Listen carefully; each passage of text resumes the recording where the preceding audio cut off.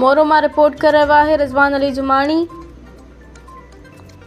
महरान degree college मोरो जो शागिर्द इमरान साबिक़ खे बाज़ियाब न थियूं, संदसि वारिस परेशान।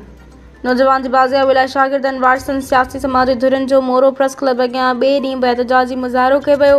उन मौक़े ते अमन कमेटी अॻवान ख़ादिम हुसैन खोसो, मोहम्मद रज़ा, सिराज राहू, इरशाद अली कोराई, ज़ाकिर ख़ासकेली, जानी मोराई, प्रेम ठाकुर ऐं ॿियनि चयो त कुझु ॾींहंनि खां कॉलेज में ईंदड़ नौजवान इमरान साबिक़े खे कमरुद्दीन चांडियो जी हद मां नामालूम हथियारबंद न सिर्फ़ मोटरसाइकिल समेत अगवा करे खणी विया आहिनि, पर वाक़िए खां पोइ इलाइक़े में ख़ौफ़ वारो माहौल छाइलु आहे।